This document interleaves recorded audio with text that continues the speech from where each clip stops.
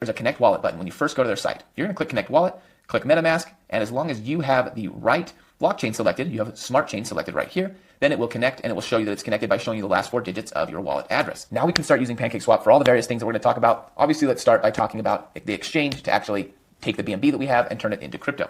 Now, the way we're going to do that is we're going to scroll down and we're going to click on Trade Now. And it's got a very basic interface. It's very, very easy to use once you understand everything that we just talked about and once you understand some of these settings up here.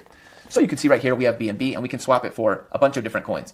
But there's not a lot of coins here. You can see it's giving me about 10 to 15 options. And if you're familiar with crypto, there's thousands and thousands of different coins on the Binance Smart Chain that you can buy.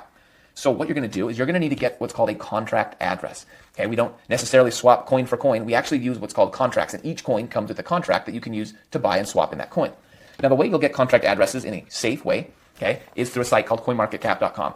And I do want to pause and give you a brief understanding of what could go wrong here. If you just copied and pasted a random contract address from somebody that gave it to you online or from a site that you maybe didn't know or trust, that you don't know what is inside of that contract address, you could be giving it access to all of the money in your wallet to just take it and give you nothing in return. It's quite possible. So you'll want to be very, very careful that you get your contracts for the coins from legitimate sources. And CoinMarketCap is a legitimate source. So you'll go right here and you'll type in the name of the coin that you're looking to buy. Now for me, WAGMI is one that I've been kind of buying up lately, called WAGMI Game. And you can see right here, having a bad day. But once you find your coin, you're going to go over here and it's going to give you some information. And one of those pieces of information it will give you is contracts. Now be very careful. You see right here, it says Ethereum. We're using the Binance Smart Chain. So we're going to go over here to more and we're going to click copy the Binance Smart Chain address to interact with this coin. Now that we've got that address, we're going to go back to our PancakeSwap page right here. And where we're saying BNB for cake, we're going to click cake and paste in our new address. It's going to say, oh, that's WAGMI coin. Do you want to bring that in? It's going to give you a warning and you're going to say yes.